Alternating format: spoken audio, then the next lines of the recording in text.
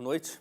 Joe Biden, o vice-presidente dos Estados Unidos, veio ao Brasil e, depois do futebol, se encontrou com a presidente Dilma Rousseff. É a primeira visita da liderança de um dos dois países ao outro depois da denúncia de espionagem americana que teria incluído até a presidente brasileira.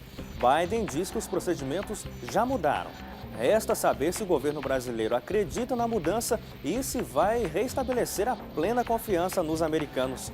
E no NT Vale de hoje você também vai ver a situação das famílias atingidas pela chuva no sul do país. Moradores atingidos pelas chuvas no sul do país começam a voltar para casa.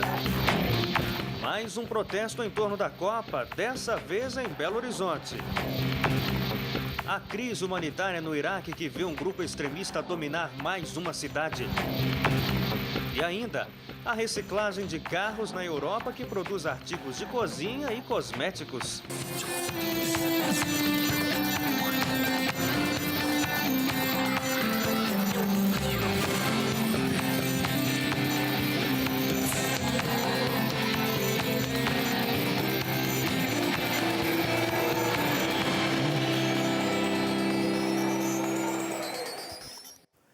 Cerca de 250 pessoas protestaram hoje contra a Copa do Mundo em Belo Horizonte, perto do estádio Mineirão, que recebeu o jogo do Mundial no começo da tarde.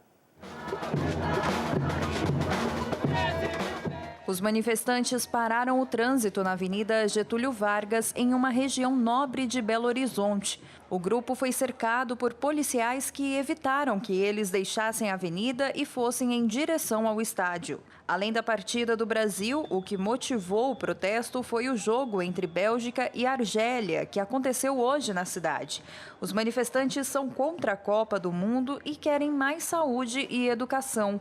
Alguns levaram faixas e cantaram palavras de ordem contra a presidente Dilma Rousseff e a FIFA.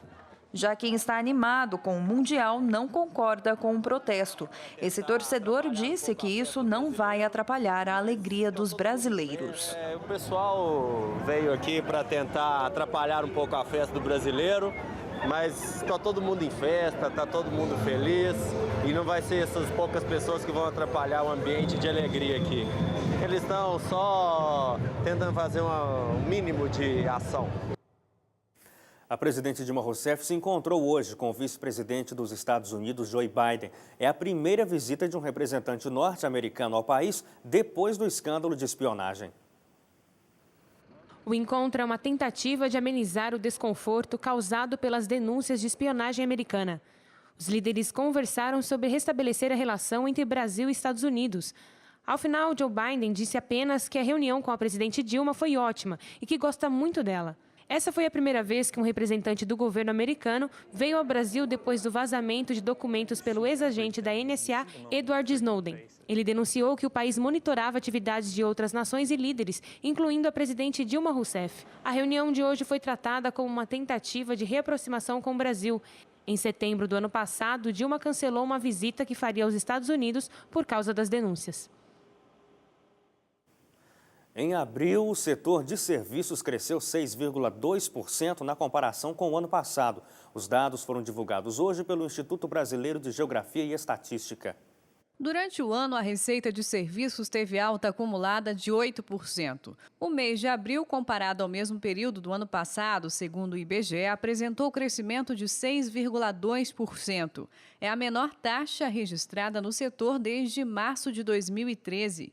Os setores que mais contribuíram para esse resultado foram o de informações e comunicações, com aumento de mais de 3%, administrativos e complementares, 5,2% e transportes, 8%. Os estados de São Paulo e Rio de Janeiro tiveram as maiores altas no setor de serviços, com 37% e 24%. Restaurantes, bares e lanchonetes estão aproveitando a Copa do Mundo para lucrar.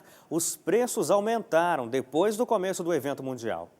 Nas últimas 2 semanas, a inflação em São Paulo, Rio de Janeiro e Porto Alegre tem sido puxada, entre outros itens, pela variação de preços nesses lugares.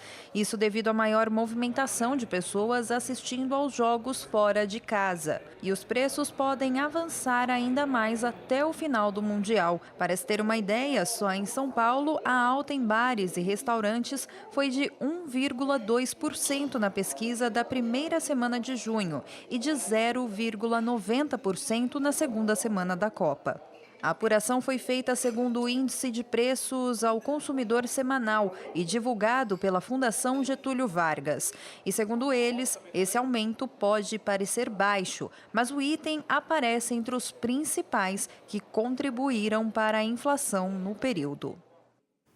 Os moradores de cidades atingidas pela chuva em Santa Catarina, aos poucos voltam para casa, mas muitos ainda estão em abrigos e dependem de doações.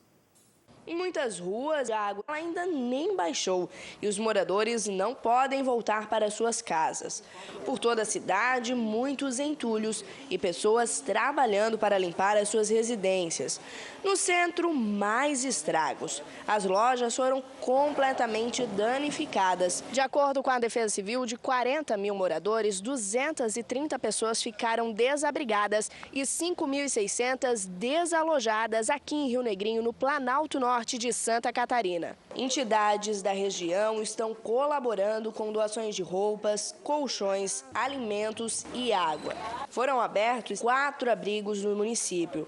Nesse momento, todos se unem para reconstruir Rio Negrinho. A gente fica sem saber se volta para casa, não volta. Agora é difícil dizer porque essas coisas que acontecem nos fortalecem cada vez mais. E a cidade acaba sendo uma grande família. No Paraná, a situação é a mesma. Aproximadamente 130 cidades estão em estado de emergência por causa das chuvas.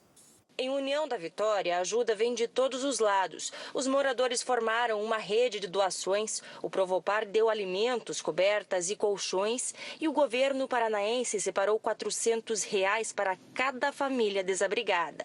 O dinheiro foi transferido à prefeitura. A enchente alcançou 3.000 casas. Nos últimos dias, o sol apareceu, mas o cenário mudou pouca coisa por enquanto. Com força e muito apoio, a cidade vai se reorganizando. Quarta-feira com predomínio de chuva em todo o país. No sul, chove no Paraná, em Santa Catarina e no norte do Rio Grande do Sul. No centro-sul do estado, o sol aparece entre nuvens, mas não chove. Já no sul do Rio Grande do Sul, há previsão de geada pela manhã. Em Porto Alegre, máxima de 16, mínima de 9 graus. No sudeste, áreas de instabilidade atuam sobre o sul, leste e oeste de São Paulo, sobre o Rio de Janeiro, sobre o sul e leste de Minas Gerais e no Espírito Santo, onde ocorrem pancadas de chuva a partir da tarde. Sol nas demais áreas da região. No Rio de Janeiro, máxima de 28, mínima de 16 graus. No centro-oeste, o tempo continua firme e seco no centro-norte do Mato Grosso, de Goiás e no Distrito Federal. Chove no sul do Mato Grosso, de Goiás e do Mato Grosso do Sul. Em Campo Grande, máxima de 26, mínima de 18 graus. No Nordeste, chove do litoral de Sergipe ao litoral do Rio Grande do Norte. No centro-oeste da Bahia, no centro-sul do Piauí, do Maranhão e do Ceará, o tempo segue firme e seco. Chove nas demais áreas da região. Em Salvador, máxima de 29, mínima de 22 graus.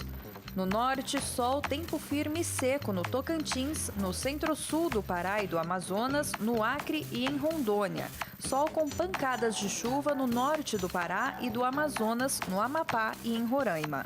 Em Belém, máxima de 32, mínima de 23 graus. Com o tempo frio, hemocentros e bancos de sangue da capital paulista registram queda da metade do estoque. Por isso, a Secretaria de Saúde de São Paulo decidiu convocar a população para doar sangue. O tipo O negativo é o fator sanguíneo com a menor oferta de doação.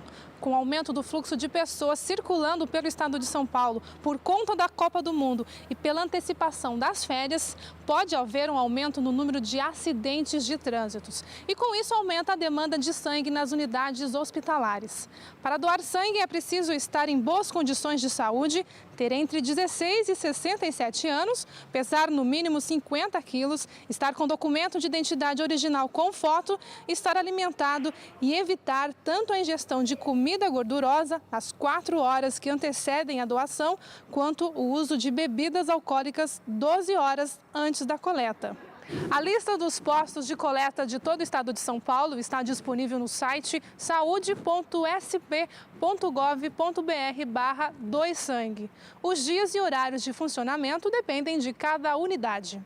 Franciele Mota para a Rede Novo Tempo. Agora são 7h10 no horário de Brasília e a seguir a crise no Iraque. Grupo extremista controla mais uma cidade, população procura refúgio e Estados Unidos tentam retirar funcionários de embaixada.